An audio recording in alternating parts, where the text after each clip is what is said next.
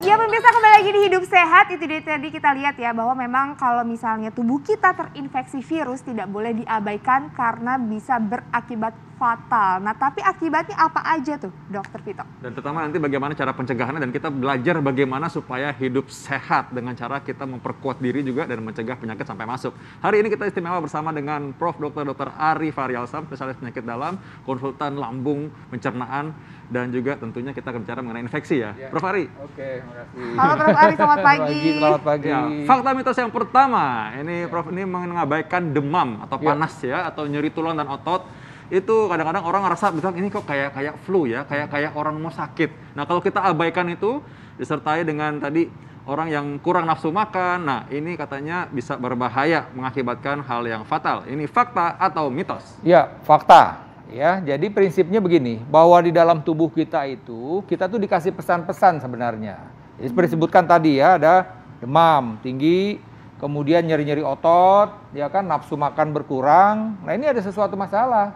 Jadi sikap kita bagaimana nih sebagai masyarakat? Udah istirahat dulu aja, bed rest aja dulu. Ya bed rest sambil kita memastikan ini ya perlu konsultasi ke dokter. Oke lah, ini kan lagi masa pandemi nih, boleh nggak kira-kira obat-obat warung gitu kayak turun panas? Boleh. Misalnya hanya untuk 1-2 hari. Tapi kalau keadaannya ini bertambah berat tadi ya disertai dengan mual muntah, apalagi kadang-kadang diare. Nah ini kita harus segera ke dokter, mesti dipastikan dulu ini. Karena dengan keluhan demam, nyeri-nyeri otot, nafsu makan berkurang itu bisa macam-macam. Bisa karena virus, ya kan, bisa karena bakteri misalnya. Oleh karena itu memang harus ya paling tidak dari kita sini untuk bed rest saja gitu ya. Kemudian juga makan mungkin mesti bubur dulu sementara. Dan kemudian yang penting tadi konsultasi ke dokter gitu loh. Oke, jadi harus ada tahu ya sinyal-sinyal dari tubuh. Ya, kalau misalnya betul. udah memperparah harus ke dokter. Prinsipnya ini pertama mungkin istirahat yang penting deh. Jadi kadang-kadang kan orang aduh kayak cuman flu biasa ini nggak apa-apa deh. Bahkan olahraga. Ada beberapa orang yang udah demam tinggi itu kemudian nyeri-nyeri otot, maksa ini kalau olahraga saya sehat. Jangan, hati-hati dulu. Ini masuknya yang mana gitu loh. Kalau ini masuknya suatu infeksi, apa misalnya kita bilang virus, infeksi oleh virus misalnya kan jadi masalah, atau demam berdarah aja. Ini kan lagi udah mulai musim nih, udah mulai hujan ya, kita lihat nanti sebentar lagi nih biasanya Desember, Januari itu akan meningkat nih kasus demam berdarah. Hati-hati nih.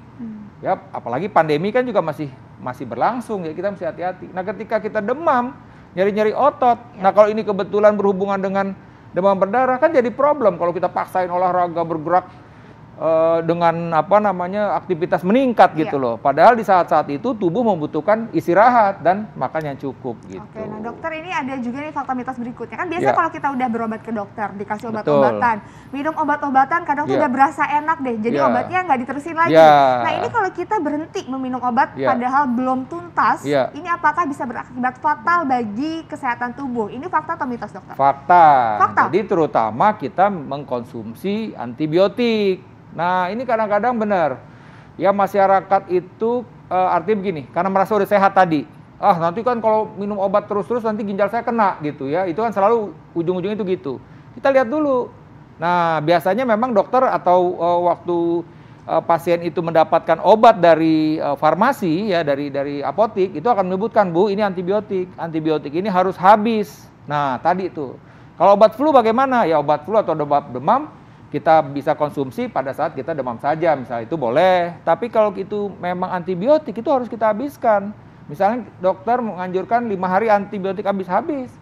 Karena kalau tidak, nanti yang kita bilang terjadi resistensi, kebal. Jadi besok-besok, kalau ini tidak tengkap gitu, kita mengkonsumsinya 5 atau 7 hari misalnya, maka sewaktu-waktu kita kena infeksi itu lagi, tubuh kita akan kebal gitu loh, kena antibiotik itu. Nah ini kan jadi problem, karena perlu antibiotik yang lebih kuat lagi. Nah ini kan jadi masalah gitu. Apalagi tadi nih, kalau sebenarnya pasien itu merasa baru enakan sedikit, tapi infeksinya belum selesai sebenarnya, masih ada kuman di dalam tubuhnya, tapi dia udah nyetop antibiotiknya. Ini yang bisa fatal. Akhirnya infeksinya itu kemana-mana merajalela. Jadi tambah sulit kita mengatasinya gitu loh. Dok, tadi ini ngomong soal tadi kebal dan juga antibiotik ya. Tadi kita sudah sempat ngobrol nih. Ini kita rasa penting untuk disampaikan ke masyarakat. Karena banyak masyarakat yang mungkin masih kurang paham nih antara virus dan bakteri, lalu ada antibiotik. Benar nggak sih kalau kita kasih misalkan virus dikasih antibiotik, malah kebal? Atau mungkin ada orang malah nolak minum obat karena takut akhirnya. Nah, kita luruskan dulu, Prof.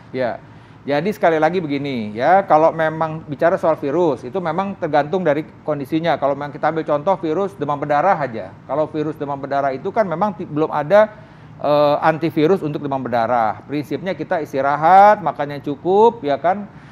Kalau memang ini cenderung trombositnya turun ya mesti dirawat, mesti diinfus misalnya. Nah, sekarang kita contoh lagi virus yang bisa kita obatin. Contohnya tadi kita ngomong hepatitis C virus ya kronik. Nah itu bisa dikasih antivirus dan bisa sembuh total misalnya ya. Kemudian hepatitis B itu bisa kita obatin tapi kita mesti minum obatnya tuh jangka panjang gitu loh. Nah kalau bakteri kita ambil contoh yang paling sering demam tifoid aja ya, tifus kita bilang. Nah kalau untuk tifus ini kita minum obat antibiotik itu harus habis biar antibiotiknya itu selesai, biar infeksi itu selesai gitu loh.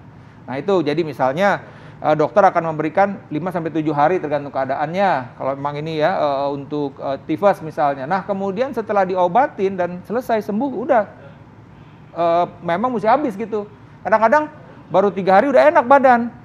Udah deh kan udah enak udah sehat. Tidak diminum lagi tuh padahal antibiotiknya masih perlu lagi sampai 4 hari berikutnya. Nah itu yang bisa jadi problem gitu loh.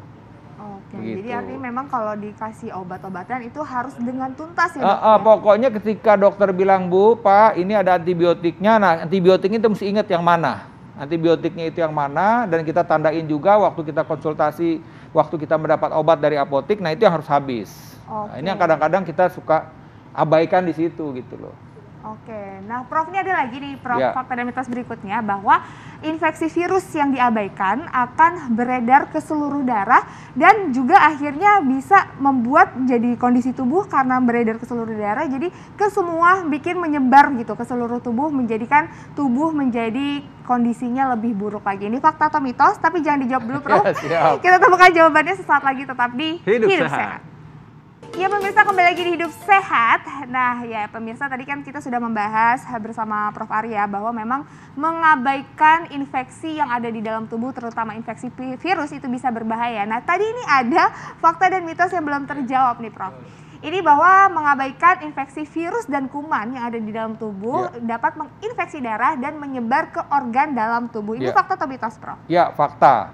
Jadi prinsipnya begini, prinsipnya apapun lah kalau kita mengalami infeksi ya baik itu oleh virus maupun oleh bakteri itu kita benar-benar mesti benar-benar berobatnya ya. Nah saya ambil contoh misalnya nih ya, karena misalnya pada COVID nih yang lagi rame kan pasien itu kan awalnya virus. Tapi karena memang di minggu pertama itu kan daya tahan tubuh juga nggak bagus, kebetulan mungkin juga kondisinya ada komorbid dan akhirnya dia perlu dirawat, nah bisa saja itu ada infeksi tambahan lagi. Nah, infeksi sekunder. Nah, infeksi sekundernya ini bisa oleh bakteri. Nah, kalau tidak ditangani dengan baik, nah ini bisa infeksinya itu meluas, masuk ke dalam darah yang kita bilang terjadi sepsis. Nah, jadi bakteri itu udah di dalam darah, ya. Nah, ini yang harus diperhatikan. Begitupun juga dengan infeksi yang kita bilang suka radang pada di kantong empedu. Nah, itu pasien-pasien radang dengan kantong empedu karena dianggap nih mah biasa saja begitu. Nah, padahal sudah ada meriang tapi nggak diobatin, akhirnya apa? Meluas. Ya sampai ke dalam darah, bahkan mungkin misalnya pasien itu sampai matanya kuning karena memang tersumbat. Nah itu yang kita bilang peradangan pada saluran empedu, akhirnya bisa terjadi infeksi yang meluas ke dalam darah tadi yang kita bilang sepsis tadi. Jadi intinya adalah bahwa setiap kita dokter bilang ini ada infeksi, ini kita mesti benar-benar berobat dulu gitu loh. Kalau suruh antibiotik, minum antibiotiknya tadi. Kalau memang mesti istirahat dulu karena prinsipnya tubuh tuh sedang bertarung juga di dalam melawan si bakteri itu atau virus tersebut dan kuncinya kita mesti istirahat dan makannya juga dipaksa mesti makan. Kadang-kadang kan memang kalau kita lagi infeksi ini kan makan juga berkurang ya, nafsu makan berkurang, itu mesti kita paksain, yang penting ada yang masuk makanan gitu loh. Itu kuncinya menurut saya. Nah, jadi kalau gitu masih berperang, jangan sampai nggak dikasih makan pasokannya gitu ya. Betul. Karena udah banyak terdistract sama yang lain-lain juga ya. Betul. Jadi bisa ada yang ikut yang dompleng gitu ya. Iya betul banget. Nah, baik, ini ada kasus yang mungkin ya bagi kita, mungkin bagi orang-orang di luar sana banyak menjadi pertanyaan nih Prof. Nah, kita bantu luruskan juga Prof ya. Jadi ada orang yang mungkin kelihatannya sehat banget, kelihatannya aktif olahraga, kok bugar sekali tiba-tiba kok kena sepsis juga atau infeksi yang berat. Ini apa saja mungkin yang menjadi kemungkinannya? Ya, jadi pertama begini, tetap ya ketika kalau kita bilang kan terjadinya sesuatu infeksi itu pertama adalah daya tahan tubuh, ya kan? Kemudian jumlah bakteri, kemudian faktor lingkungan. Nah, daya tahan tubuh kita ini kan oke nih dia olahraga teratur ya, kemudian juga kayaknya sehat, makannya juga dijaga. Tapi kan dia ada masa-masa di mana misalnya dalam keadaan situasi stres tinggi, ya kan? Mungkin juga karena banyak pekerjaan akhirnya tidurnya kurang, ya kan? Juga karena beban kerja banyak akhirnya makannya juga terganggu. Bisa saja tuh dia tuh yang selama ini olahraga mungkin daya tahan tubuhnya terganggu tuh di ujung itu. Nah, kebetulan ada bakteri terinfeksi, apapun misalnya dia kena tifus karena dari makanan misalnya, atau mungkin karena dari sesama teman, radang paru-paru, pneumonia misalnya. Nah, bisa saja dalam kondisi, apalagi lingkungan, mungkin dalam suatu tempat di pekerjaan di mana memang lingkungannya nggak begitu bagus ya, oke lah kita bilang di ruangan asap rokoknya banyak di mana-mana misalnya, karena tertutup dia harus bekerja misalnya. Nah, 3 hal ini yang bisa saja walaupun dia olahragawan, walaupun dia segala macam, tapi di detik-detik terakhir itu kondisinya terganggu gitu tadi, itu daya tahan tubuhnya terganggu, ada jumlah bakteri, lingkungan nggak bagus, bisa saja dia mengalami suatu infeksi atau suatu keadaan yang cukup berat buat tubuhnya gitu loh. Jadi ini memang harus diperhatikan oleh masyarakat semua. Jadi memang hidup sehat itu harus setiap hari. Jadi nggak bisa asal-asalan ya. Memang harus setiap hari memang dilakukan ya. Jangan sampai kecolongan ya. Tuh, dan kuncinya tadi pokoknya tidur mesti cukup. Saya selalu ingat pada kesempatan tidur kita mesti cukup. Usahakan 6 jam sehari. Makan usahakanlah tetap makan. Kadang-kadang yang diet nggak mau, ada diet yang sampai puasa, aduh, mesti hati-hati. Tetap kita mesti makan. Ya, kemudian ya stres, walaupun kan nggak bisa, ini kan namanya kita hidup pasti stres ya, tapi paling berusaha deh bagaimana kita ada solusi untuk mengurangi stres tersebut misalnya seperti itu. Wah, ini tipsnya dari Prof. Ari. Tadi ingat baik-baik, tidur harus cukup, makan juga harus teratur. Ketiga, stres kita harus bisa untuk relaksasi ya. Dan 3 mungkin tadi kalau ada orang yang merasa udah sehat terlalu percaya diri sehingga akhirnya mungkin ya dia agak mengabaikan protokol kesehatan, mungkin juga dia mengabaikan keluhan-keluhan di awal. Tadi Prof. Ari bilang di awal ya, ada keluhan awal, udahlah tetap di olahraga. Nah, padahal mungkin lagi butuh istirahat. Baik, Prof, terima kasih banyak Prof tips-tipsnya Prof. Terima kasih banyak Prof. Semoga bermanfaat buat pemirsa di rumah. Nggak terasa nih Dokter Vito ya, kita udah di ujung acara. Jangan lupa terus saksikan Hidup Sehat pemirsa setiap Senin sampai Jumat jam 9 sampai jam 10 pagi hanya di TV One. Baik, kita akan kembali nanti. Saya Vito Damai. Saya Intan Somadina. Indonesia Hidup Sehat.